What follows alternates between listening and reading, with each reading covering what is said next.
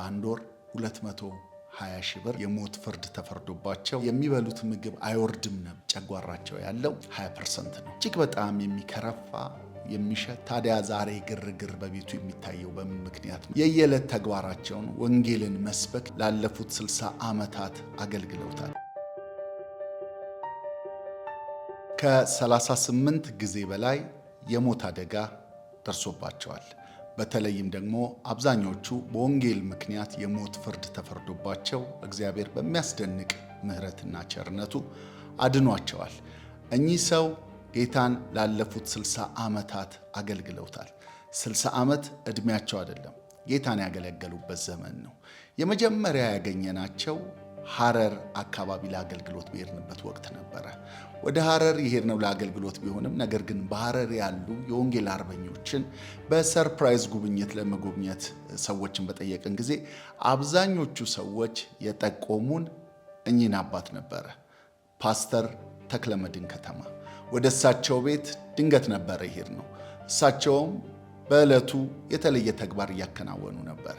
አንዳች ድግስ እንዳለባቸው በሚያሳብቅ ሁኔታ መሬት ላይ ቁጭ ብለው አንዳንድ ስራዎችን እየሰሩ ነበር ያገኘናቸው እና ባገኘናቸው ጊዜ ደንገጥ ብለው ኢንተርቪው ልናረጋቸው ከአዲስ አበባ መምጣታችንን አገልግሎታችን ምን መሆኑን ካስተዋወቅናቸው በኋላ ቶሎ ብለው ወደ ቤት ገብተው ልብስ ቀይረው ጣፋጭ በሆነ አንደበታቸው ያሳለፉትን የወንጌል ጉዞ ተረኩልን። እኛም ልባችን እጅግ ተነክቶ ታዲያ ዛሬ ግርግር በቤቱ የሚታየው በምን ምክንያት ነው አልናቸው። ነገ የልጄ መልስ ነው አሉ። በነጋታው የልጃቸው መልስ ሆኖ እኛ ደግሞ ዛሬ በመሄዳችን እጅግ እግዚአብሔር ነገሮችን እንዴት እንደሚያገጣጥም እየተገረምን ለእሳቸው የሚሆነውን ስጦታ ቃለ መጠይቅ ካደረግን በኋላ 15,000 ብር የያዝነውን በስጦታ መልክ አበርክተን ለተወሰነ ቀዳዳ ይሆናል በማለት ሰጥተን ወደ አገልግሎታችን ተመለስ። ከዛ በኋላ እንግዲህ ፓስተር ተክለመድንን ያገኘናቸው እዚህ አዲስ አበባ ነበረ። በአዲስ አበባ ባገኘናቸው ጊዜ ላይ ቃለ መጠይቅ ለማድረግ የየኔ ቀን አገልግሎታችን ላይ እንግዳ አድርገን አቅርበናቸው ነበረ። በጣም አስደናቂ የሆነ የህይወታቸውን ታሪክ አካፍለውናል። ፓስተር ተክለመድን በወንጌል በጣም በርካታ የሆኑ እስሮችን፣ ግርፋቶችን፣ የሞት ፍርድን በጣም ደግሞ አስደናቂ የሆኑ በድፍረት የተከናወኑ በእግዚአብሔር ምሕረት በእግዚአብሔር ሞገስ ያመለጡበትን የሞት ቀጠናዎችን በጣፋጭ አንደበታቸው ረጋ ብለው ሲተርኩልን ነበር። ከሁሉ የሚገርመው ፓስተር ተክለመድን ወደዚህ ቃለ መጠይቅ ስንጋብዛቸው ካሉበት ስፍራ ለማንሳት ስንሄድ 2 ሰዎች ተጣልተው ቁጭ ብለው ነበረ መንገድ ላይ ባለ አግዳሚ ወንበር ላይ። እሳቸውም ከነሱ ጋር ቁጭ ብለው እያወሩ እየተጫወቱ አየናቸውና ዘመዶቻቸው ይሆናሉ ብለን አስበን ነበር። ነገር ግን ዘመዶቻቸው ቤተሰቦቻቸውም አልነበሩም። የየዕለት ተግባራቸውን ወንጌልን መስበክ እያከናወኑ ነበር። እነዚህ 2 ሰዎች ባልና ሚስት ነበሩ። ተጣልተው ተፋተው ተለያይተው መንገድ ላይ ቁጭ ብለው ነበረ እሳቸው ያገኟቸው። ስለዚህ ለትዳራቸው መፍትሄ የሆነውን ኢየሱስ ክርስቶስን መስክረውላቸው እያለቀሱ ጌታን ተቀብለው እኛው መኪና ውስጥ ቁጭ ብለን ይህንን ጸሎት ቆመው አከናውነው በዚህ ተግባር ነበር ያየናቸው። ይህንን በየዕለቱ የሚያደርጉት የየዕለት ተግባራቸው ነው። እስካሁን ድረስ ጌታን በማይጠፋ ፍቅር እያገለገሉ ይገኛሉ። ፓስተር ተክለመድን የቲዮሎጂ ትምህርታቸውን በከፍተኛ ሁኔታ እየተማሩ ይገኛሉ። ዛሬም ፒኤችዲያቸውን እየተማሩ ነው። አዲስ አበባ በማይመጡበት ጊዜ የሚፈልጉትን መጽሐፎችን እንደ ወዳጅ እየጠየቁን እኛም ጥቂቶች መጽሐፎችን ልከንላቸው እናውቃለን። በመጨረሻ ደግሞ በቅርብ ጊዜ ይህንን ኢንተርቪው ካደረግናቸው በኋላ ሊመለሱ ሲሉ ፓስተር አንድ ቦታ ላይ ፈልጎታለሁ ብዬ ጠየቅኳቸው እና ዛሬ ነው መሄደው እኮ መሄድበትም ሰዓት ደግሞ 4 ሰዓት ነው እና አልችልም ዛሬ አሉኝ። ለሳቸው የሰርፕራይዝ ስጦታ አዘጋጅተን ነበር ግን የሚሄዱበት ቀን ላይ ሆነብንና በጣም አዘንን። ነገር ግን በቃ እዛው ቦሌ አካባቢ ስለሆነ ቦታው እናደርሶታለን፣ በጠዋት እኔ መጥቼ ወስዶታለሁ አልኳቸው። በጠዋት ሄጄ ወሰድኳቸው። ከዛ የስጦታችን የነበረው የሱት ስጦታና ለበዓል የገንዘብ ስጦታ ነበረ ላለፈው ፋሲካ እና ያንን ስጦታ ከተቀበሉ በኋላ ፓስተር እንደዚህ አሉ። እኔ አላሰብኩትም፣ ደግሞ ለእኔ የመጀመሪያ ጊዜ ነው ብለው እጅግ ጌታን ሲያመሰግኑ እኛንም ሲባርኩን ነበር። እግዚአብሔር ጸጋውን ያልብሳቸው፣ ዘመናችሁ ሁሉ የደስታ ዘመን ይሆንላቸው። ፓስተር ተክለመድን ከሸኘናቸው በኋላ ወደ ሐረር ጉዞ ካደረጉ በኋላ ተመልሰው የመጡት ለሕክምና ነበረ። አልተገናኘንም ተመልሰው ከመጡ በኋላ። ነገር ግን የእሳቸውን ሁኔታ በተመለከተ በጣም እንጸልይ ነበረ። ለሕክምና በጣም ይመላለሳሉ። ፓስተር ተክለመድን ረጅም የሆኑ ቀዶ ጥገናዎችን አድርገዋል። ኤሶፋገስ የሚባለው ወይም ምግብ ተበልቶ የሚወርድበት ቱቦ 70% ወጥቷል።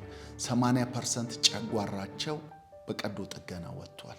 ከዚህም የተነሳ ምክንያቱም ረጅም ዘመን ከረሃብ የሚመች ምግብ ካለመብላት የተነሳ የሚበሉት ምግብ አይወርድም ነበር።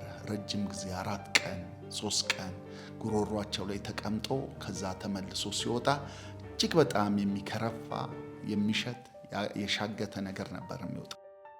ስለዚህ ሐኪሞች ይሄ ተበላሽቷል፣ ጨጓራም ከዚህ የተነሳ ጥቅም እየሰጠ አይደለም ብለው ያለውን ጨጓራ 20%ቱን የኤሶፋገሳቸው ስለወጣ በቀዶ ጥገና እዚህ ቦታ ላይ ጨጓራቸው የቀረችው ተደርጎ ምግብ ቀጥታ ከበሉ በኋላ ወደ ጨጓራ ነው የሚሄደው። የሚበሉት ምግብ በጣም መርጠው ነው። ረጅም ሰዓት አልመው ረጅም ሰዓት አድቀው ነው መዋጥ የሚችሉት። ምክንያቱም ያ የሚያስተላልፍላቸው የለም። ከዛም ባለፈ መልኩ ደግሞ ጨጓራቸው ያለው 20% ነው። በዚህ ምክንያት ከባድ ሕክምና ያደርጋሉ። የሚወስዱት መድኃኒቶች በጣም ከባባዶች ናቸው። ይህንን ለማድረግ ወደ አዲስ አበባ ይመላለሳሉ። እኛም ደግሞ በጸሎት እናስባቸዋለን። ምን እናደርግላቸው እንላለን። በቅርቡ ግን ከኛ ጋር የምታገለግለው የአገልግሎታችን ፓርትነር የሆነች አንዲት እህት፣ ስሟን መጥቀስ የማንፈልገው እቺ እህት ተጨማሪ ሰዎችን ለማገዝ በየወሩ ድጋፍ ለማድረግ ሰዎችን ጠየቀችን። በደስታ ነበረ አንደኛውን ሰው ፓስተር ተክለመድን ያደረግነው። የዛ ጊዜ ለልጅቷ ቪዲዮውን ላክንላት። ልክ ቪዲዮውን እንዳየች ጌታ ትጦሪልኛለሽ ባሪያዬ ነው አለኝ አለች።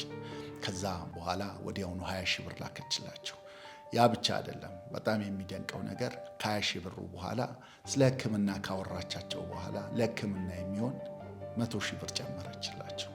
ወዲያው በሰከንድ ውስጥ ድጋሚ 100 ሺህ ብር ገባላቸው። 200 ሺህ ብር ማለት ነው። በአንድ ወር 220 ሺህ ብር ፓስተር ሰርፕራይዝ ጌታ አደረጋቸው። እግዚአብሔር ይባረክ። እኚህ አስደናቂ የወንጌል አርበኛ ላለፉት 60 ዓመት ጌታን ያገለገሉ ብርቱ የሆኑ በሕይወት የተመሰከረላቸው ለብዙዎች ምሳሌ የሆኑ የሐረር ሙሉ ወንጌል ቤተ ክርስቲያን በጣም ጥቂት በነበረች ጊዜ ጀምሮ ዛሬ ለብዙ አጥቢያዎች መከፈት ምክንያት የሆኑ አባት ናቸው። በአሁን ሰዓት ፓስተር ተክለመድን በየወሩ የገንዘብ ድጋፍ ይደረግላቸዋል። እኚህን አባት ዛሬም እግዚአብሔር እንዳረሳቸው ማሳያ የሚሆን ሰርፕራይዝ ጌታ ሰሞኑን አድርጎላቸዋል። በዚህ በጣም ደስ ብሎናል። ይህን ያደረገች ትባረክ። ፓስተር ተክለመድንም አሁንም እግዚአብሔር አብዝቶ ይባርካቸው። ብዙ መጽሐፍ የሚወጣቸው ብዙ ምክር ያላቸው ብዙ የእግዚአብሔር ቃልን የሚናገሩ ለብዙዎች መዳን ምክንያት የሆኑ ዛሬም ወንጌል ለመስበክ ለአንድ ሰው ክፍለ ሀገር እያቋረጡ የሚሄዱ አባት ናቸው። እግዚአብሔር እንዲህ አይነት ቅሬታዎችን ስላላሳጣን ስሙ ይባረክ። የዛሬው ምስክርነቴ በዚህ ይጠናቀቃል። ቀጣይ በሌላ ምስክርነት እንገናኛለን። መልካም ጊዜ ይሁንላችሁ። ይህንን አዲሱን ቻናላችንን ሰብስክራይብ አድርጉት። ይህ አዲስ ቻናል ነው። ለሌሎች ደግሞ ሼር አድርጉ። መልእክቱ ብዙዎች ጋር እንዲደርስ አድርጉ። ከጋብስ ዓለም አቀፍ አገልግሎት ጋር ለመቆም የምትፈልጉ በሙሉ ደግሞ ከስክሪኑ በታች በምታዩት የስልክ አድራሻ የባንክ አካውንት አብራችሁ መቆም ብዙዎችን መድረስ ትችላላችሁ። እግዚአብሔር አብዝቶ ይባርካችሁ። ሻሎም